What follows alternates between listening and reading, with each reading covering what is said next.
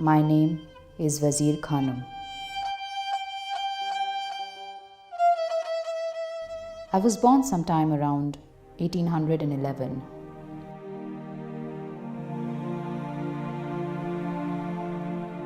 I lived in the Delhi of 200 years ago, but my family was not from the city. I am called Beni Madhav Ruswa, but in reality, I am a mere figment of my creator's imagination. My creator imagined me as an only child of my parents.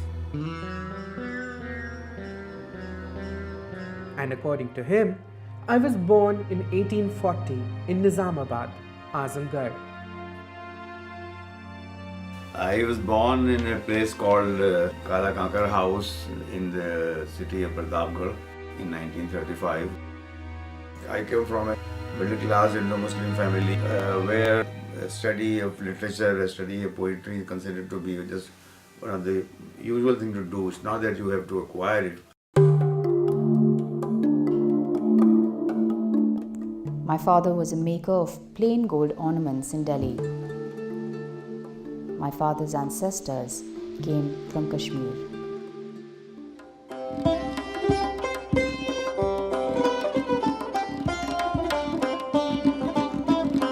I am of Rajput lineage, and I was orphaned in the Great Revolt of 1857.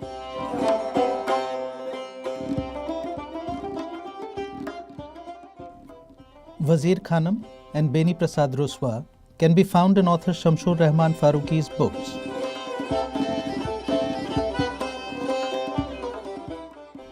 "79-year-old Faruqi lives and works out of Allahabad. While his is a respected name in Urdu literary criticism, it is with his poetry and his fiction that Shamshur Rahman brings alive the world of 200 years ago. Memory of my having been survived in bits and pieces, like fragments of torn and forgotten sheets of writing. Some remained, lodged in dark corners and under furniture, but most were swept out with the accumulated dust of passing years.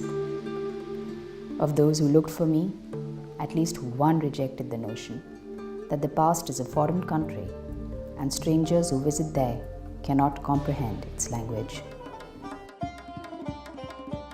Growing up as the sole offspring, I was the apple of everyone's eye, the center of everyone's prayers and good wishes. And I wanted to be a poet.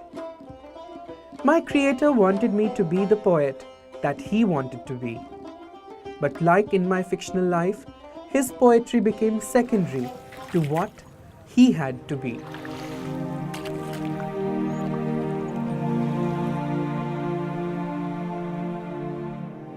In 1966, when I was in Allahabad, and with the encouragement and support of my wife, I began to issue my magazine called Shapkhoon. That I found my voice and my field also.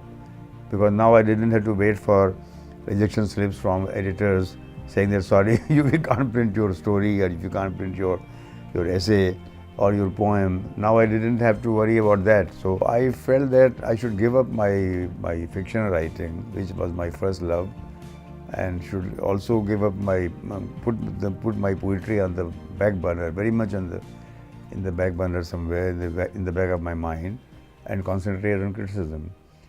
And thus, with the help of my magazine, which was now open for me, for my ideas, which were rather new and a little bit unconventional, I became an established critic in Urdu over the years.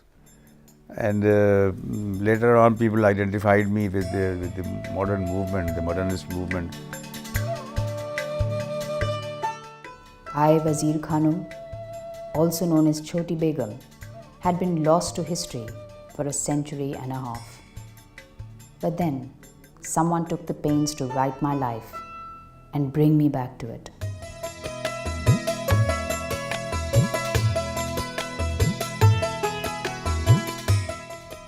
He joined the dots and filled the missing gaps as he saw it. I should be able to create a world of my own, which should approximate to what I think the reality would have been or should have been about those people whom I am writing about those events which I am narrating, those places which I am talking about. So, to the best of my creative and imaginative recall and recreation of the past.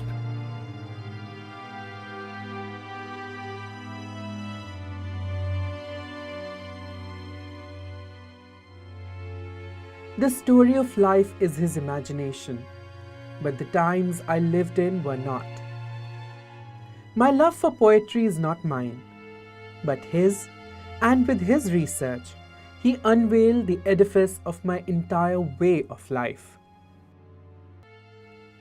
Mirza Bedil wrote, "Oh, the thousands of themes that for all their brilliance and bold beauty, discouraged by the alien nature of language, remained hidden behind the veils of mystery."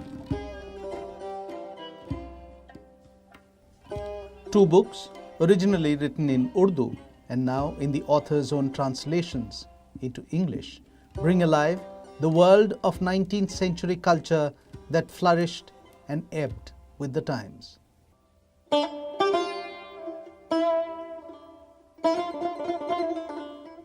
Set amidst an Indo-Islamic backdrop, giants of Urdu and Indo-Persian literature crisscross stories of love and longing.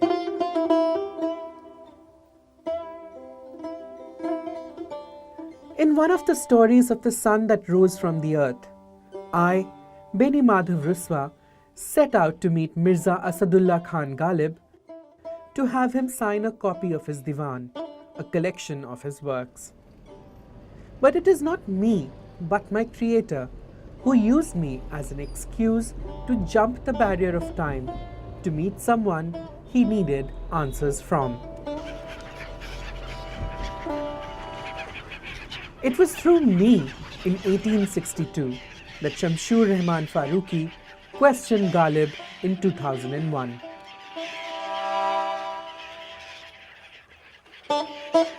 It is certainly true that I am going back into Ghalib as a literary figure and trying to discuss some issues of literature, but that is only an accident because the story is about Ghalib after all. You cannot but take into account these things that were important to Ghalib and important for Ghalib and important for us. Now, Ruswa's bold treatment of Ghalib's literary beliefs, especially about his views about Indo-Persian or Indian-Persian writers, well, those again are my beliefs. In fact, Ruswa was not really so well qualified as to go into all that. Of what use is it to bring Ghalib into your conversation? His heart is burnt to nothing, and you are in a place where they don't know Naziri from Qatil.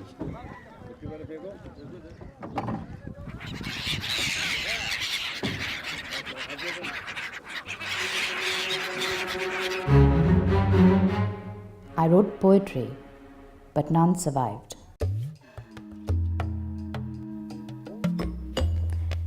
The beauty of my physical presence remained mirrored on scraps of paper. But the splendor of my thoughts and words were lost forever. History remembers me as the mother of poet Dag Delvi, but none remembered that I too wrote poetry. Wazir Khanam was a poet, that is what we have been told by contemporary accounts, but none of her poetry exists. I mean, at present, no record exists of her poetry as such. So I wrote all those poems myself. Her glance has the effect of magic. Exactly. My beloved's tresses and links in a chain are alike. Exactly. On the white book of her face, the rays of morning light. Exactly. In that little white lane where I left my heart is a house like paradise. Exactly. How many people have even heard of Wazir Khanam? All that they know is that maybe some people have heard that she was the mother of Nawab Mirza Khan Dao, the great poet, but that's all. I am the reflection, the memory of the dazzlingly beautiful Wazir Khanum, a fiercely independent woman who took on a series of lovers and husbands and lost them all. Of course, her independence of mind and her determination to determine her own life by herself, to choose for her own self, rather than be guided and governed by her parents or by convention and rules and all that.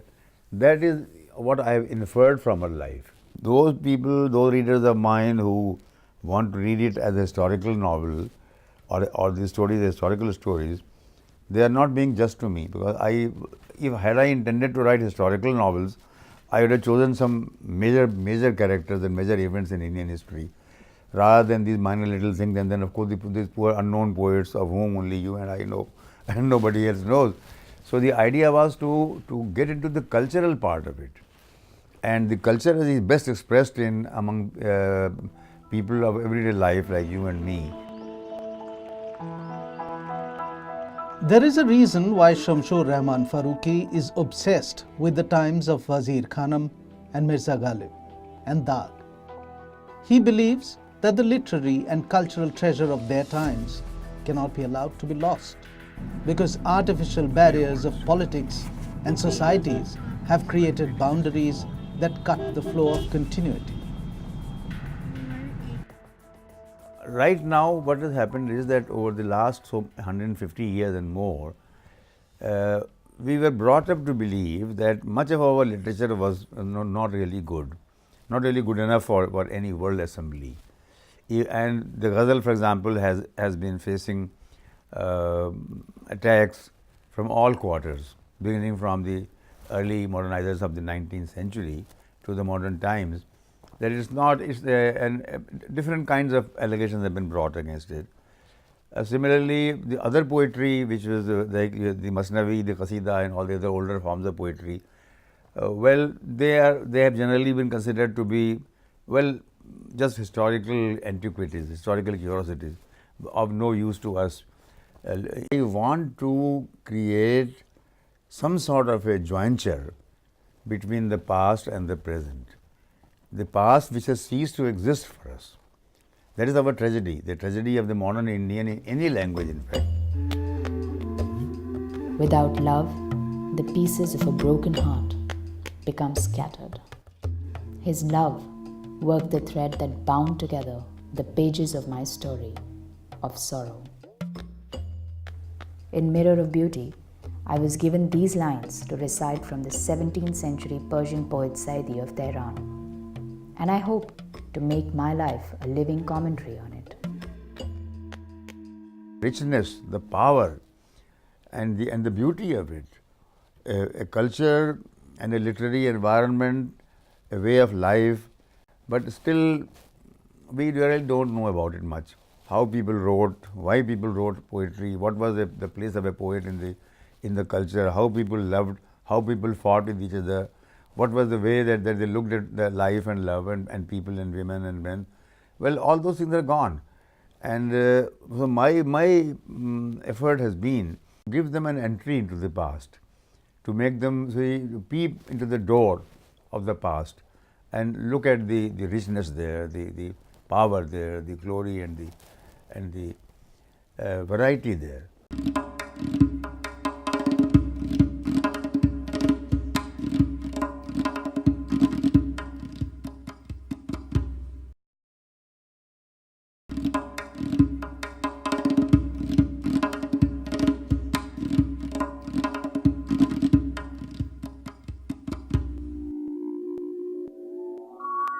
Every man that I ever loved was taken from me.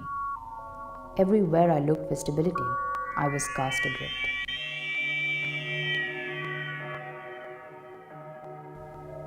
In the telling of my story is painted the detail of an entire civilization, a whole way of life, and the influence of the Dastan form of narrating a story. The Dastan taught me what not to do while writing a modern novel. Because the Dastan's great power is that it's an oral narrative. And being an oral narrative, it is supposed to identify with the audience. And the audience is supposed to identify with the Dastan narrator, or the Dastan, you can say. Whereas here the fiction writer is expected to remain aloof. Bea o joshe tamannae didanam bingar. Bea o joshe tamannae didanam bingar.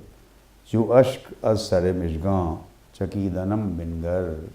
Jo ashk az sare mishgan chakidanam bingar. So he says, the intensity of my longing for your sight, come and take a look. The intensity of my longing for your sight, come and take a look. I am about to drop like a tear from the eyelash, come and take a look. Poetry moves through the Dastan everywhere like a living reality. So that also was an important, for me, important creative input, that poetry can be used in this way, the way it was used in real life, or at least what I thought was real life in the 18th and the early 19th centuries. That poetry was a part of people's experience, people's everyday experience, and not only something that is shut down in books. I am the sun that rose from the earth, but the sky of poetry is bright because of me. From the 9th Divan of Sheikh Ghulam Hamadani Mushafi, collected and printed 185 years after his death. The poet Mushafi later wrote, now the poet's life and means of livelihood is that they hawk poetry's merchandise from door to door. None accept it, even for free. Humiliated, they come back home. Woe to poetry. Like the mirror of beauty, for the sun that rose from the earth, Shamshur Rahman Faruqi had to perforce do the translations into English. And I was driven into it because there was nobody else to do it. So they approached a number of translators, but they, in English I mean, but somehow they didn't, they drew a blank, or they got a complete refusal. So my children said, look, come on, you should try to do it yourself, why not? So that's how I went into this business, not because of any particular desire to be known in the English world as a fiction writer, but because circumstances conspired to make me an English writer or translator of fictions. In the times that I lived in, Delhi was still the heart of India and the life of the world.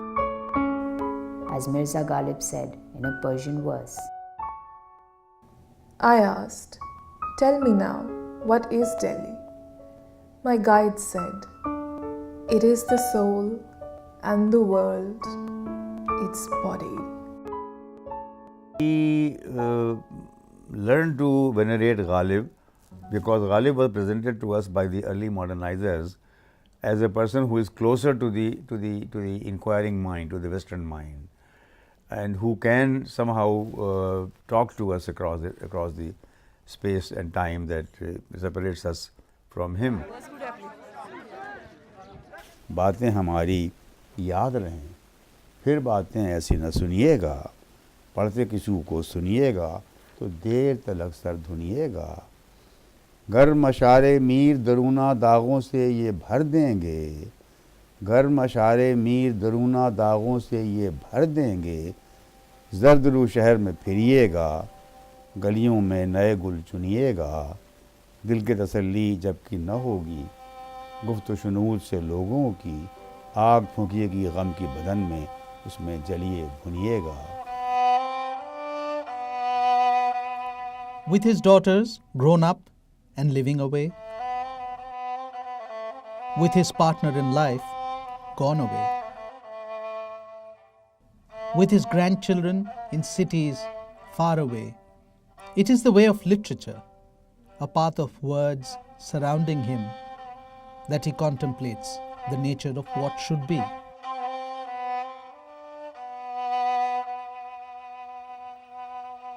Gradually, I began to feel that I should also try to understand the past better than what we had been taught to understand so far.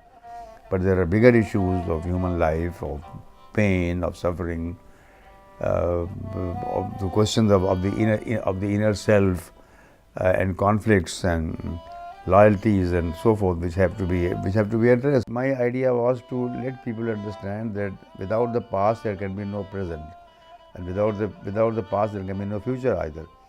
So you must know what exactly you have lost or what exactly you could gain.